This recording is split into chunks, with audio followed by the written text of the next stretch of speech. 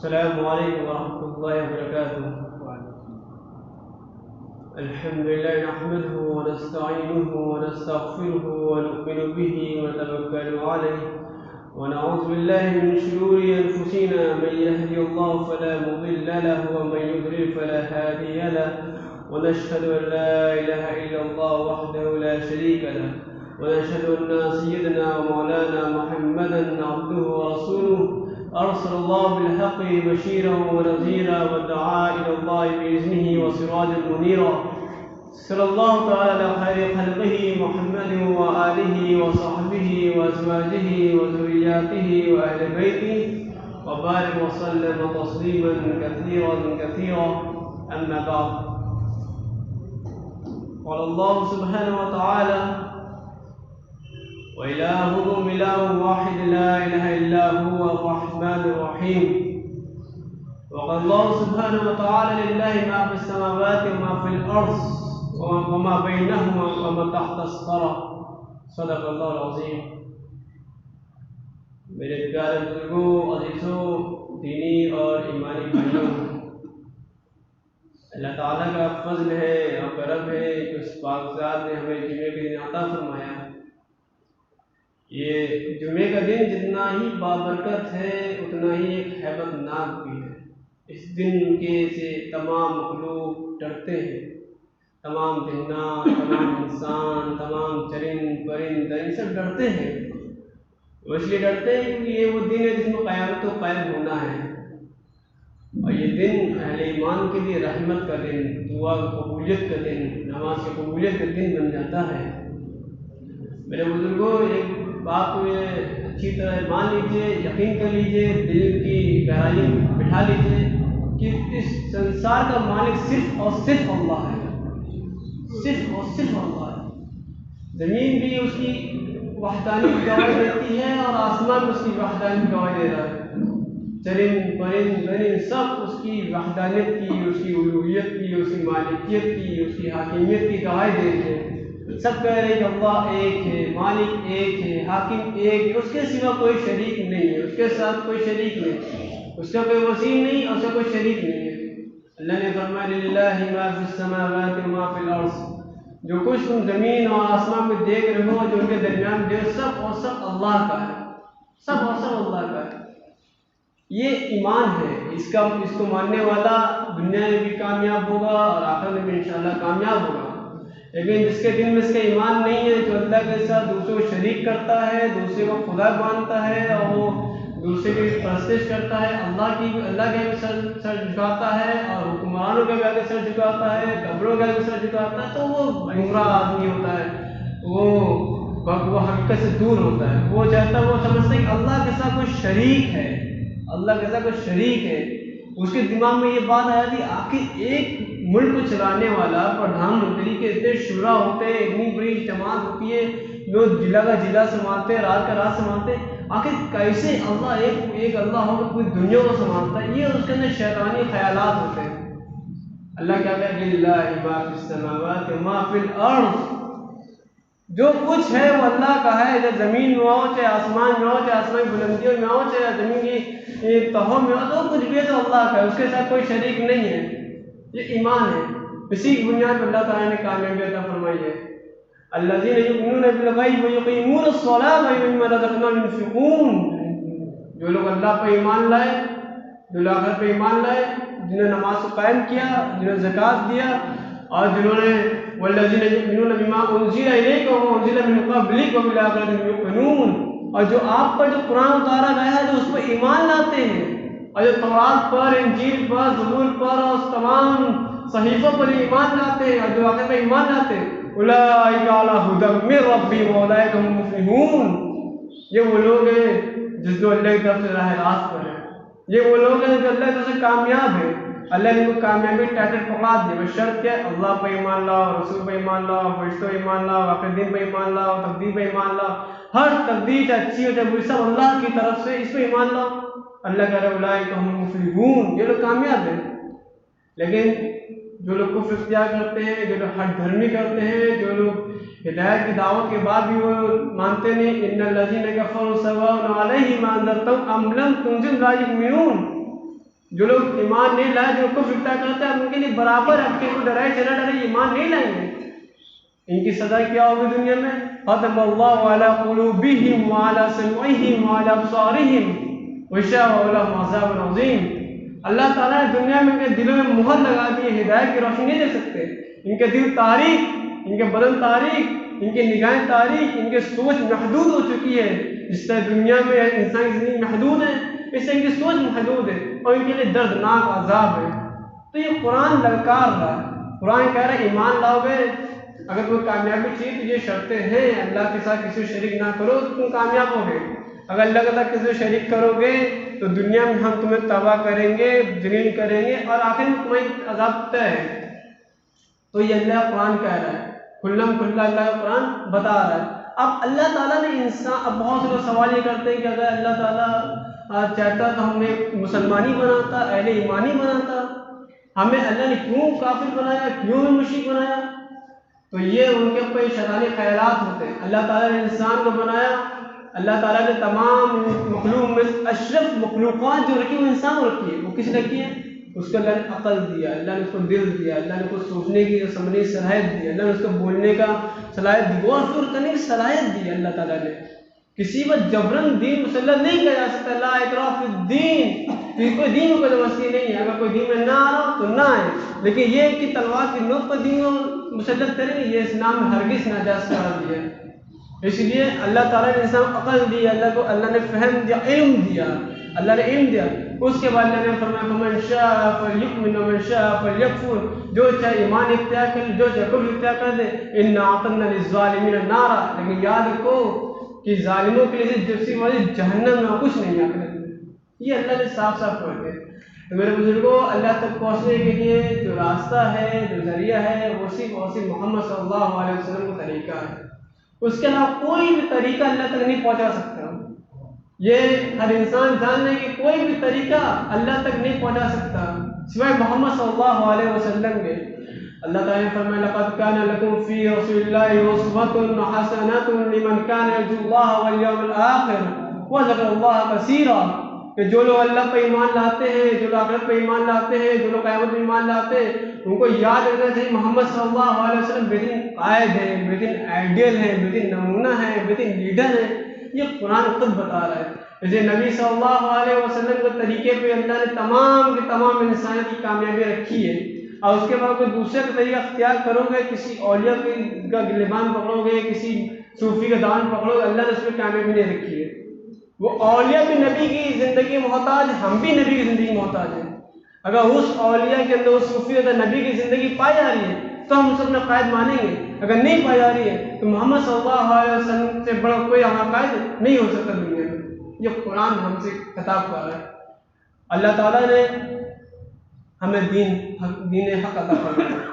تمام کے تمام انبیاء علیہ الصلوۃ والسلام اپنے اپنے وقت پر آئے اور دین کی دعوت دی، ہر خاندان کے لیے آئے۔ تمام انبیاء، کوئی کسی خاندان کے لیے آتا تھا، کسی خطے کے لیے آتا تھا، کوئی محلے کے لیے آتا تھا، کوئی شہر کے لیے آتا تھا، کوئی ملک کے لیے آتا تھا، اور وہ صرف انہیں میں دعوت کرتا تھا اور کہتا تھا اللہ کو ایک مانو اور مجھے رسول مانو تو کامیاب ہو جاؤ گے۔ لیکن نبی صلی اللہ علیہ وسلم کے بارے میں اللہ نے فرمایا تھا، فرمایا کہ وہ رحمت للعالمین ہیں، وہ رحمت للعالمین ہیں، وہ سید المرسلین ہیں۔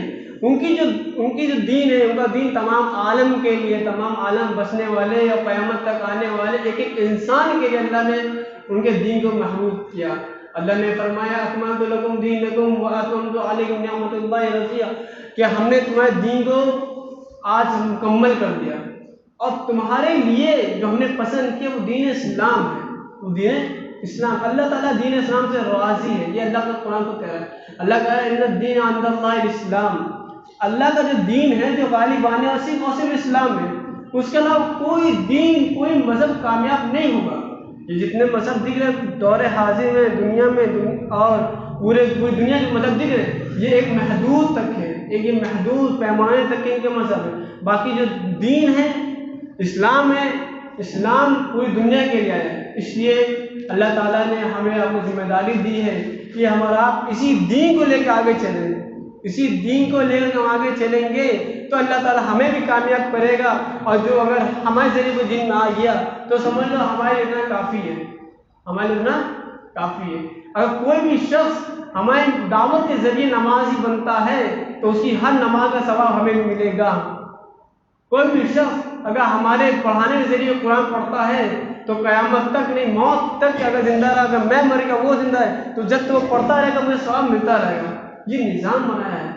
اس لیے میرے بزرگوں دوستوں، اللہ تعالیٰ نے محمد صلی اللہ علیہ وسلم کو چونکہ پوری امت کے لیے رحمت للعالمین بنایا، پوری امت کے لیے نبی بنایا اور قیامت تک کے نبی بنایا۔ اب کوئی نبی کا اب نبی کا سلسلہ مکمل ہو چکا، نبی کا سلسلہ ختم ہو چکا، اس لیے جو نبی کی ذمہ داری تھی وہ اللہ نے اس امت کو دی ہے، وہ اللہ نے اس امت کو دی۔ پہلے نبی آتے تھے، نبی گئے، نبی کے صحیفے گئے، نبی کی دعوت گئی، پھر لوگ شرک اختیار کرتے تھے، نبی کے اللہ کے ساتھ شریک کرتے تھے، نبی کو خدا مانتے تھے، کوئی عیسیٰ کو اللہ کا بیٹا کہہ رہا ہے، کوئی عیسیٰ کو اللہ کا بیٹا کہہ رہا ہے، کوئی موسیٰ کچھ کہہ رہا ہے، ابراہیم کچھ کہہ رہا ہے۔ لیکن اب جو آیا ہے، اب جو محمد صلی اللہ علیہ وسلم کے بعد اب کوئی بھی دین باقی نہیں رہے گا سوائے اسلام کے، سوائے اسلام۔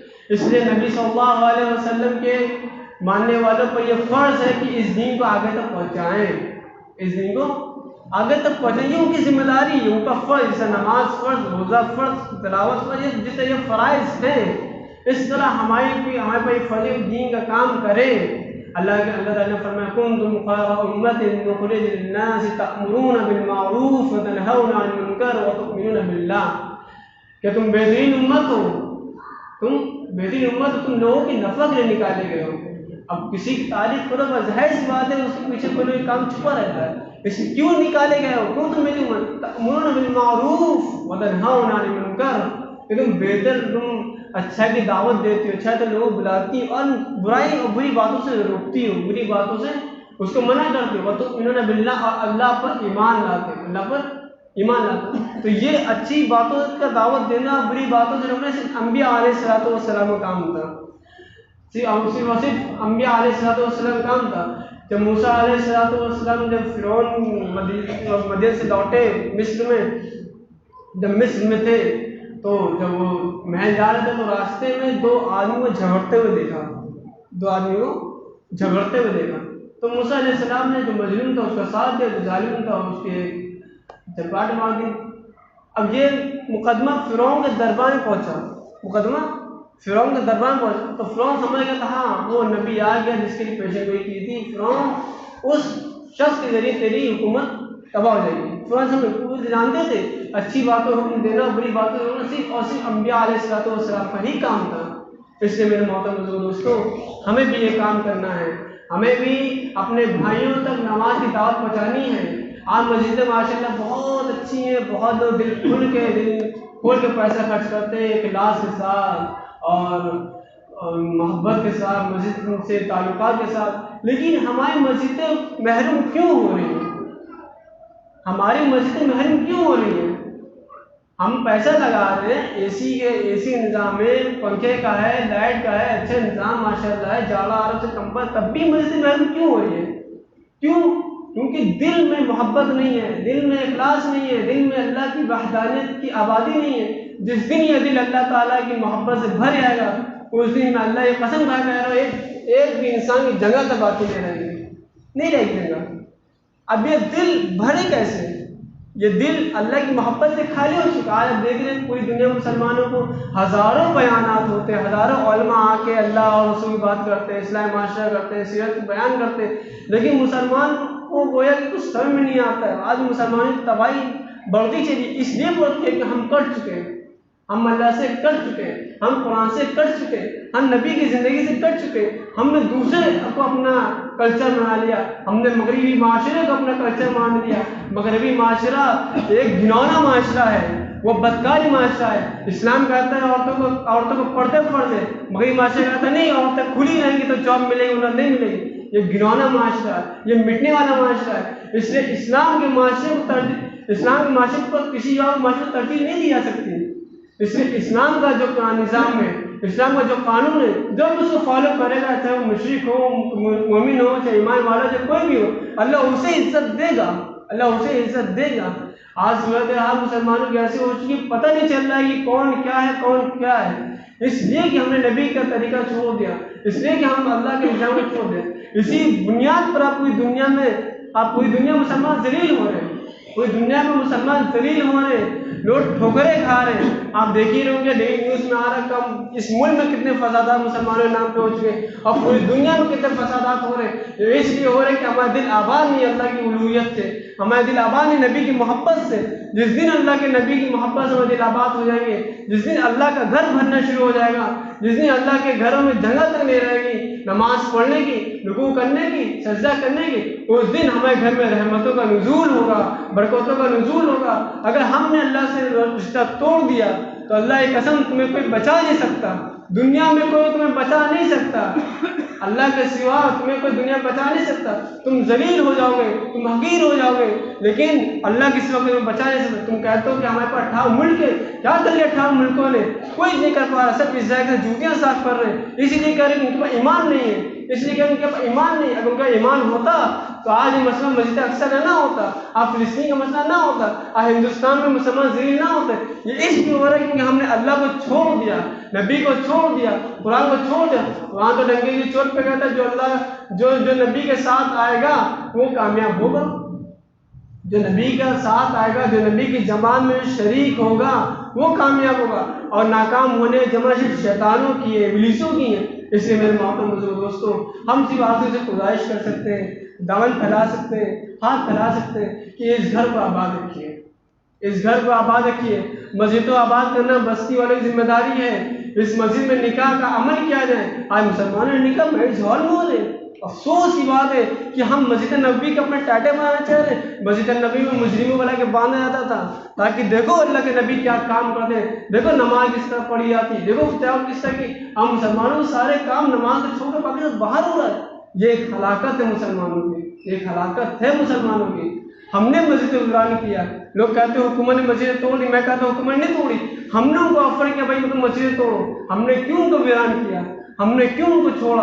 اگر ہمارے مکتب مسجد میں قائم ہوتے، اگر درس قرآن کا نظام قائم ہوتا، اگر نماز 5 وقت لوگ پڑھنے آتے، قرآن پڑھنے آتے، تلاوت کرنے آتے، تسبیحات کو پوری کرنے کے لیے آتے، دین کو سیکھنے کے لیے آتے، علماء کو یہاں لا کے بیٹھتے اسے دین سیکھتے، وہ مائی کلال ہے جو مسجدوں کو توڑ کر دکھا دیں.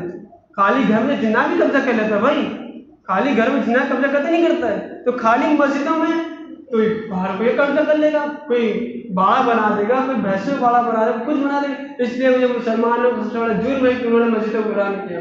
اس لیے میرے محترم بزرگوں دوستوں، میں بڑی ہی درد کے ساتھ آپ کے ساتھ گزارش کرتا ہوں کہ اللہ کے واسطے مسجد کو آباد رکھو، اللہ کے واسطے مسجد کو آباد رکھو. اگر مسجدیں آباد رہیں گی تو تم آباد رہو گے، اگر مسجدیں نہیں رہیں گی تو تم بھی نہیں رہو گے، تو تم بھی نہیں رہو گے. پہلے کثرت کم تھی، صحابہ کی تعداد 1.25 لاکھ تھی، لیکن پوری دنیا میں حاوی تھے. کس لیے حاوی تھے؟ ان کے دل میں ایمان تھا. وہ جانتے تھے کہ ہمیں اللہ کے علاوہ کامیاب نہیں کر سکتا، وہ جانتے ہی تھے کہ میں اللہ کے علاوہ ناکام نہیں کر سکتا. دنیا کے تمام سازشیں اللہ کے آگے فیل ہیں. اور لیکن آج ہمارے کیا ہے، آپ 125 کروڑ 30 کروڑ ہندوستان میں تو یہ عالم ہے. اس لیے ہے کیونکہ ہم نے اللہ کو چھوڑا، ہم نے نبی کی زندگی کو چھوڑا، ہم نے قرآن کو چھوڑا. اپنے بچوں کو قرآن کی تعلیم دو، اپنے بچوں کو نماز سکھاؤ. اس سے پہلے کہ تم نماز کو ترسو، اس سے پہلے کہ تم قرآن پڑھنے کو ترسو، اب وقت دور نہیں رہا کہ اب یہ ماحول پیدا کر دیا جائے کہ مسجدوں میں تالے مار دیے جائیں، قرآن میں پابندی لگا دی جائے. اس سے پہلے اپنے بچوں کو حفاظ بناؤ، حافظ بناؤ. کتاب سے علم غائب ہو سکتا ہے، دل کے سینے سے علم غائب نہیں ہو سکتا.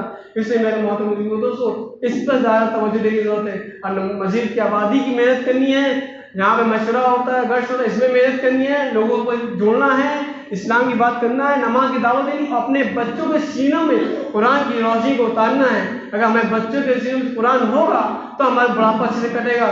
ورنہ جا کے دیکھو مغربی معاشرے میں آج اولڈ ہوم الگ بنے، چائلڈ ہوم الگ بنے. مطلب باپ آپ کو پالے پوسے اور جب بڈھا ہو جائے اس کو اولڈ ہوم میں ڈالتے، اولادیں دور کر دے. بچہ اگر ویران یتیم ہے تو آپ بچے کو اٹھا کے چائلڈ ہوم میں ڈال دیں. اسلام کہتا ہے کہ بچے کی حفاظت کرنے والوں سے اللہ اس کا رسول ہے. اسلام کی تعلیمات ہے یہ. اس لیے میرے محترم دوستوں، اس پر دھیان دینے کی ضرورت ہے. اللہ تعالیٰ ہم لوگ کا توفیق عطا فرمائے. وآخر دعوانا الحمد للہ رب العالمین.